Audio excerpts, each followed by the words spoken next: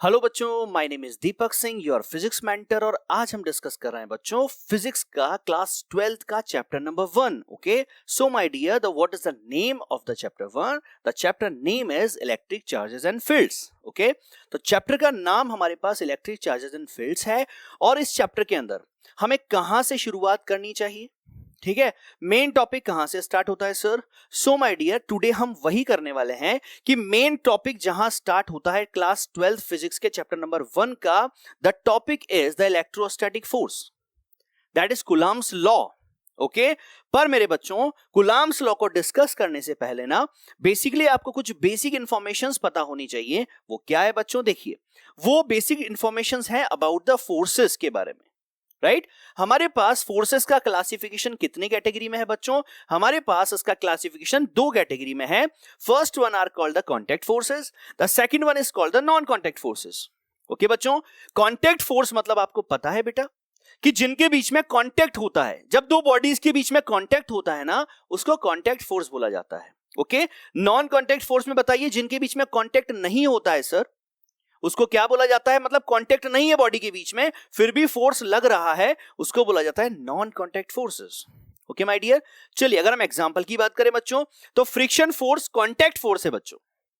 अगर किसी बॉडी का सरफेस के साथ कांटेक्ट है तो फ्रिक्शन फोर्स लगता है बच्चों। ओके, तो कांटेक्ट फॉर फ्रिक्शन क्या है? कांटेक्ट फोर्स है। इसके अलावा सर नॉर्मल रिएक्शन फोर्स, ये भी एक कांटेक्ट फोर्स है। इसके अलावा टेंशन फोर्स, राइट, जो हमारे पास स्ट्रिंग में लगता है वो भी क्या है? वो भी कांटेक्ट फोर्स है। ठीक है, बात आती है सर नॉन कांटेक्ट फोर्स क्या है? तो नॉन कांटेक्ट फोर्स जिनमें कांटेक्ट जरूरी नहीं है बच्चों, that is a gravitational force. अगर बच्चों मैंने इस पेन को यहां से छोड़ा तो नीचे जाएगा ना? जाएगा ना? मुझे बताइए क्या अर्थ और इस पेन के बीच में कोई कांटेक्ट था क्या? पहले कोई अटैचमेंट था क्या? नहीं सर, लेकिन हमने छोड़ा तो फिर भी गया ना, क्योंकि ये जो फोर्स लगता है इनके बीच में ये एक नॉन कांटेक्ट फोर्स है। तो हमारे पास gravitational force is also the non contact force. Okay, second one is magnetic force. बताइए दो मैग्नेट हमारे पास है, अपोजिट पोल्स हैं, तो अपने आप पास आएंगे ना बच्चों? क्यों? क्योंकि सर कांटेक्ट नहीं है फिर भी फोर्स लग रहा है, so it means sir magnetic force जो है वो भी क्या है? एक नॉन कांटेक्ट फोर्स है। ठीक है, तो बात आती है बच्चों कि हम इस क्लास 12 के अंदर ये बेसिक बातें हम क्यों डिस्कस कर रहे हैं, क्योंकि फर्स्ट ऑफ ऑल हमें ये पता होना चाहिए कि जिस फोर्स को हम डिस्कस करने वाले हैं एक्चुअल में वो फोर्स कौन सी कैटेगरी का है, कांटेक्ट है या नॉन कांटेक्ट है। So my dear, that force name is what? That force name is the electrostatic force. That electrostatic force is also the non contact force. मतलब अगर हमारे पास दो पॉजिटिव चार्जेस हैं बच्चों तो उनके बीच में रिपल्शन होता है, कांटेक्ट जरूरी नहीं है। या दो अपोजिट चार्जेस हैं, एक प्लस एक माइनस है, तो उनके बीच में अट्रैक्शन होता है माय डियर, कांटेक्ट जरूरी नहीं है। So it is a non contact force. Okay my dear, so हमारे पास जो फोर्स हम डिस्कस करने वाले हैं बच्चों, जो बहुत इंपॉर्टेंट है, अगर ये हमें आता है तो ये मान के चलिए पूरी 12th क्लास के अंदर हमें कहीं पर भी प्रॉब्लम नहीं होगी। बेसिक कॉन्सेप्ट है बच्चों, बेसिक स्टार्टिंग जो हम बोलते हैं ना क्लास 12th की, वो है ये। ठीक है, चलिए, तो हमारे पास इलेक्ट्रोस्टैटिक फोर्स क्या है सर? तो इलेक्ट्रोस्टैटिक फोर्स लगता है हमेशा दो चार्ज बॉडी के बीच में बच्चों। राइट, हमारे पास दो चार्ज बॉडीज अगर हैं, आपने यहां पर देखिए एक पॉजिटिव है और एक नेगेटिव है। बचाइए, पॉजिटिव अपोजिट चार्जेस के बीच में क्या होता है? हमेशा अट्रैक्शन होता है ना? बिल्कुल सर, दोनों के बीच में अट्रैक्शन होता है। मेरी बात आप समझे? राइट, अगर सेम चार्जेस होंगे तो क्या होगा? रिपल्शन होगा। तो मेरे बच्चों ये जो फोर्स लगता है चार्ज पार्टिकल्स के बीच में, इसी को हम क्या बोलते हैं बच्चों? इलेक्ट्रोस्टैटिक फोर्स बोलते हैं। ठीक है, डन। और बच्चों इस फोर्स के बारे में अगर हम बात करें तो हमारे साइंटिस्ट जो हैं, ठीक है, हमारे scientist that is Charles Augustin de coulomb ने क्या दिया? हमें एक लॉ बनाया और उस लॉ से हमें यह बताया कि भाई दो चार्जेस के बीच में जो फोर्स लगता है ना, एग्जैक्ट में वो लगता कितना है। ठीक है, राइट बच्चों, तो यहां से हमारी एक्चुअल शुरुआत होती है, that is Coulomb's law of force. तो साइंटिस्ट ने हमें यह बताया कि दो चार्ज पार्टिकल के बीच में एक फोर्स लगता है और वो फोर्स हमारे पास कितना होगा बच्चों, उसको हम अब सीखेंगे। शुरू करें? चलिए बच्चों, तो सबसे पहले हमने ये देखा कि सर हमारे पास अगर दो चार्जेस हैं तो उनके बीच में हमेशा एक फोर्स लगेगा, और फोर्स लगेगा कितना वो हम यहां पे सीखना चाहते हैं। तो देखिए मेरे बच्चों, तो हमारे पास Coulomb's law state that what? It state that the force of the attraction और रिपल्शन, सेम चार्जेस होंगे तो रिपल्शन होगा, अपोजिट चार्जेस होंगे तो अट्रैक्शन होगा। right? That the force of attraction or repulsion between the 2-point electric charges at rest is directly proportional to the product of magnitudes of the charges and inversely proportional to the square of the distance between them and act along the line joining of the two charges. ठीक है, बात को बहुत ध्यान से हम लोग समझेंगे और आपको पूरी बात बहुत अच्छी तरह से समझ में आ जाएगी. ठीक है बच्चों, देखिए तो इन्होंने क्या बोला, बेसिकली इन्होंने बोला कि दो चार्जेस अगर हमारे पास हैं, दोनों के बीच का सेपरेशन अगर r है, राइट, और दोनों के बीच, दोनों कैसे हैं, रेस्ट पर है, तो इनके बीच में हमेशा एक फोर्स लगेगा. वो फोर्स कितना होगा, कैसे उसको हम कैलकुलेट करेंगे, वो कैलकुलेट करना हमें बताया किसने, गुलाम ने. ठीक है, तो उन्होंने बोला दो चार्जेस है जिनके बीच का सेपरेशन कितना है, स्मॉल r है, तो इनके बीच में जो फोर्स लगेगा बच्चों, that's the proportional toward that is q1 and q2. Multiplication of the charges, इस चार्ज और इस चार्ज के मैग्नीट्यूड को क्या कर दो, मल्टीप्लाई कर दो. नेचर की बात हम नहीं कर रहे हैं, प्लस माइनस की, अभी केवल हम वैल्यूज ले रहे हैं. अगर ये प्लस 2 कूलम है, ये माइनस 2 कूलम है, तो केवल हम अभी 2 कूलम केवल वैल्यूज की बात कर रहे हैं. ठीक है, तो उन्होंने क्या बोला, that force is proportional to the multiplication of the magnitude of charges. And second one is what my dear, second one is that F is proportional to the 1 upon r square. मतलब force is inversely proportional to the square of distance. समझ गए मेरी बात, right? और बच्चों जैसे हम इसको मिक्स करते हैं, that we find that F is proportional to sir that is Q1 Q2 by r square. Right बच्चों, ठीक है, ये रिलेशन से बच्चों, मतलब चार्ज को अगर आप इंक्रीज करेंगे ना बच्चों, तो दोनों के बीच में लगने वाला फोर्सेस जो है वो इंक्रीज होगा. ठीक है, अगर आप डिस्टेंस को इंक्रीज करते हैं तो फोर्स डिक्रीज होगा बच्चों. दो चार्ज पार्टिकल है, उनको अगर आप दूर लेके जाते हैं तो उनके बीच में लगने वाला फोर्स कम हो जाता है, और दो चार्ज पार्टिकल अगर क्लोज होंगे तो उनके बीच का फोर्स ज्यादा होता है. समझे आप, राइट? चलिए, तो यहां से बच्चों हमने ये समझ लिया कि सर ऑलवेज दो चार्जेस के बीच हमेशा सर एक फोर्स लगता है. That force is the Coulomb's force and that is the F is proportional to the Q1 Q2 by r square. Right? अच्छा बच्चों, प्रोपोर्शनल साइन जो होता है, क्या उसको हटाना होता है? हटाना होता है क्या? बिल्कुल सर, हमें उसको हटाना होता है. चलिए बच्चों, तो इसके आगे थोड़ा सा अगर हम बात करें और प्रोपोर्शनल साइन को अगर हम रिमूव कर दें, तो बच्चों यहां एक कांस्टेंट लगाया जाएगा. आपको पता है ना, जब भी प्रोपोर्शनल साइन को हटाया जाता है तो एक कांस्टेंट लगाया जाता है, और यहां पर वो कांस्टेंट क्या है बच्चों, that will be the k. So we can say that F equals to k Q1 Q2 by r square. समझे आप मेरी बात? क्या बोला जाता है, F equals to k Q1 Q2 by r square. यहां पर k बच्चों क्या है, k is the Coulomb's constant. k क्या है, कूलम्स कांस्टेंट है. ठीक है, क्यों? क्योंकि यहां पर ये कौन सा लॉ है, दैट्स कूलम्स लॉ है सर. तो this constant is also the name as the Coulomb's constant. बात क्लियर, कंप्लीट, शाबाश. So k is what, that k is the Coulomb constant. अच्छा, जो कांस्टेंट k है, इसको आप और एक तरह से लिख सकते हैं बच्चों, that k is the 1 upon 4 pi epsilon not. अगर हमारे पास दो चार्जेस के बीच में अभी केवल वैक्यूम है, तो अगर वैक्यूम है तो हम लिख सकते हैं दैट k इक्वल्स टू होता है 1 अपॉन 4 पाई एप्सिलॉन नॉट. ये एप्सिलॉन नॉट क्या है उसको भी हम समझते हैं. अभी पहले बताइए मुझे, ये बात कंप्लीट है, शाबाश. अब हमारे पास, हमने ये देखा सर कि हमारे पास k होता है F equals to 1 upon 4 pi epsilon naught Q1 Q2 by r square. अभी हम वैक्यूम में हैं, समझे आप बात? अब यहां इंपॉर्टेंट बात आती है कि सर ये एप्सिलॉन नॉट क्या है, क्या बोलते हैं इसको, epsilon. Okay, that is epsilon not. Okay, right? अब ये एप्सिलॉन नॉट क्या है सर? सो माय डियर, यहां पर हमारे पास this epsilon naught is the permittivity of air और फ्री स्पेस. एप्सिलॉन नॉट क्या है? This is the permittivity of air और फ्री स्पेस.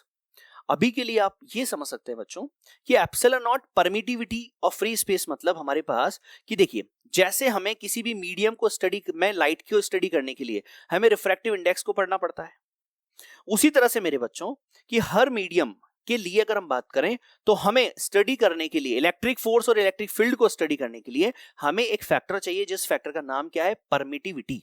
क्या बोलते हैं उसको, परमिटिविटी. और वैक्यूम की अगर हम बात करें तो वैक्यूम के लिए कांस्टेंट रखा गया फिक्स. जहां आप देखिए, दो चार्ज के बीच में अगर आपको फोर्स कैलकुलेट करना है बच्चों, तो साइंटिस्ट ने हमें एक कांस्टेंट दिया, that is 1 upon 4 pi epsilon not. और एप्सिलॉन नॉट क्योंकि वैक्यूम की बात हो रही है, तो वैक्यूम के लिए जो एप्सिलॉन नॉट होता है, बोलते क्या है इसको, परमिटिविटी. तो वैक्यूम के लिए एप्सिलॉन नॉट जो होता है बेसिकली वो कितना होता है, that will be the 8.85 into 10 की पावर -12. मेरे बच्चों कितना होता है बताइए मुझे, that epsilon naught is, that is 8.85 into 10 की पावर -12. राइट अच्छा यहां पर अगर देखिए ध्यान से, यहां पर मैं ऐसा लिख सकता हूं क्या कि एप्सिलॉन नॉट को हमने इधर रखा, एफ को नीचे लाया, तो क्या ये ऐसा बनेगा क्या, that is F into 4 pi Q1 Q2 by R square, यही बनेगा, राइट बच्चों। अच्छा इसको हम थोड़ा सा अगर और देखें तो हमारे पास 8 की एप्सिलॉन नॉट की वैल्यू तो हमने अभी सीख ली। अच्छा इसकी यूनिट क्या होगी बताइए, यूनिट के लिए मैंने क्या किया, देखिए यहां पर मेरे पास की यूनिट क्या हो जाएगी सर, हमारे पास चार्जेस की जो यूनिट होती है सर वो कुलाम होती है ना, तो that कुलाम into कुलाम, that is कुलाम square upon force की यूनिट न्यूटन होती है, न्यूटन मीटर स्क्वायर। बात मेरी समझे, राइट तो हम लोग क्या लिख सकते हैं बच्चों, तो हम लिख सकते हैं सर दैट एप्सिलॉन नॉट की जो यूनिट होगी ना sir, that will be coulomb square upon newton meter square होगी। क्या मेरी बात आपको समझ में आ गई, ठीक है, this is the unit of epsilon not and what is the value of the epsilon naught, that will be the 8.85 into 10 की power minus 12। So unit is the Coulomb square upon Newton meter square. I hope this is complete. Okay my dear, बहुत सारी बातें हमें अभी और करनी है, पहले बताइए ये बात कंप्लीट है। तो हम लोगों ने ये देखा कि सर अब हमें जो ध्यान रखना है वो समझिए कि अगर हमारे पास दो चार्जेस हैं, दो चार्ज पार्टिकल हैं Q1 और Q2, दोनों की वैल्यू हमें दी हुई है, मैग्नीट्यूड हमें दिया हुआ है, एक 2 कूलम है, एक 3 कूलम है, तो दोनों के बीच में जो फोर्स होगा sir that will be the K Q1 Q2 by R square. K is what sir? K is the 1/4 by epsilon naught. Right? Epsilon naught की वैल्यू फिक्स होती है, that will be the 8.85 into 10 की power minus 12. Done it? Complete है बात अच्छी तरह से, right?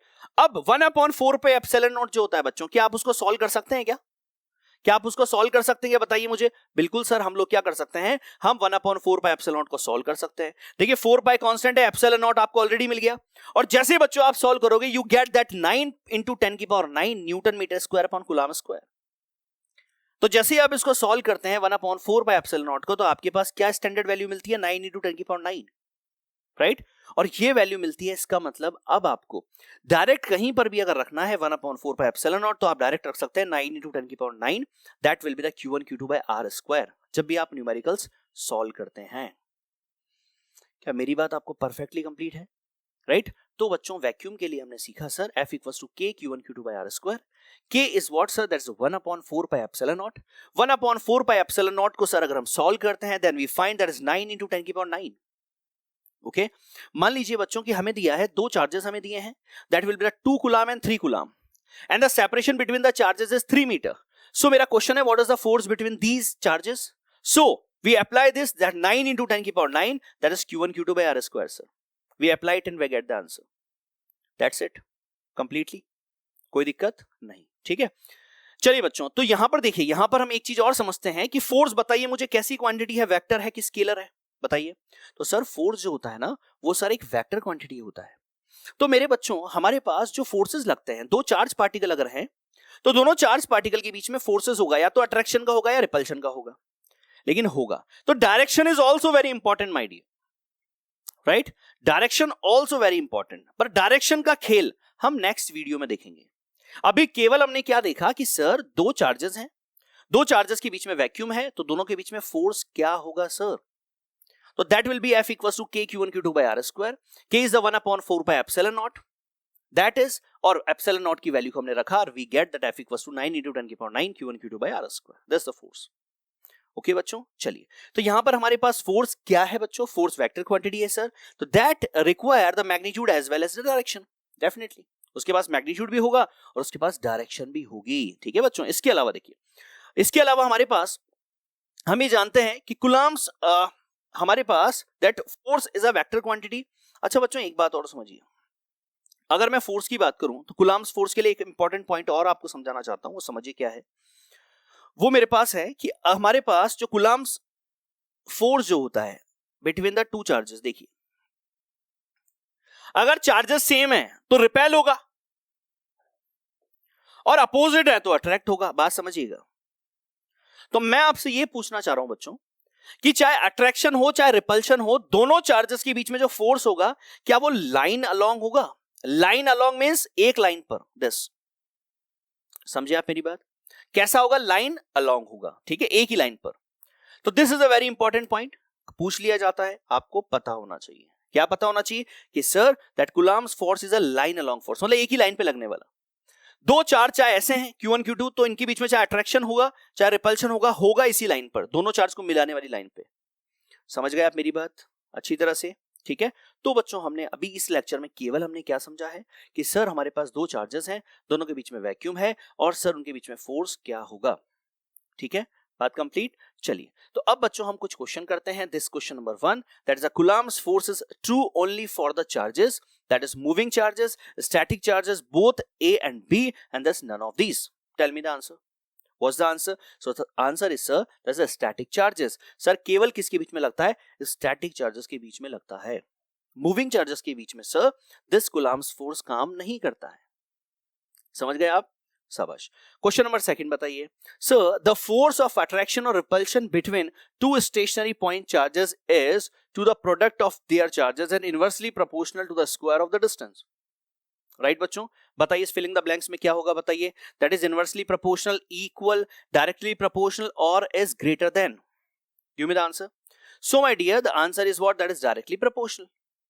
अरे भाई मासेस के तो मासेस के मल्टीप्लाई के तो प्रोपोर्शनल होता है ना बच्चों, क्योंकि F is proportional to that is Q1 Q2, right. And distance के कैसे होता है सर? इनवर्सली होता है स्क्वायर, तो F is proportional to 1/r square होता है। डन। ये क्वेश्चन आपको आ गया क्या? शाबाश। क्वेश्चन नंबर 3 क्या है बच्चों? Sir the condition that should satisfy for Coulomb's law is, बताइए मुझे, is the only true for the static charges, is act along the line joining the two charges consider to be the point charges, it is true for moving charges and both A and B। अभी हमने just समझा था कि sir always जो force लगता है Coulomb's law के through, जो फोर्स लगता है दो चार्जेस के बीच में, वो ऑलवेज सर लगता है लाइन के along. So it means, my dear, the answer number C, the option number C is the right answer. Sorry, option number D is the right answer. It is in A and B. Okay, my dear, right? क्योंकि A और B दोनों सही हैं, ठीक है, right? तो ये Coulomb's law का जो टॉपिक था बच्चों, जिसमें हमने केवल अभी क्या बात की है, दो चार्जेस अगर वैक्यूम में होते हैं तो उनके बीच में फोर्स कितना लगता है। ओके, नेक्स्ट वीडियो में हम और आगे ये समझेंगे कि सर दो चार्जेस अगर मीडियम में हैं तो उनके बीच में फोर्स कितना होगा सर। उनसे रिलेटेड और बहुत सारे न्यूमेरिकल्स आपको देखने को मिलेंगे। उन न्यूमेरिकल्स के बेसिस पर आप कहीं पर भी परेशान नहीं होने वाले हैं। सारे न्यूमेरिकल्स, सारे कॉन्सेप्ट आप लोग बहुत अच्छी तरह से सीख जाएंगे। ठीक है बच्चों? Okay my dear, so thank you so much for watching this video. वापस से मिलते हैं नए कॉन्सेप्ट के साथ। Okay dear, take care.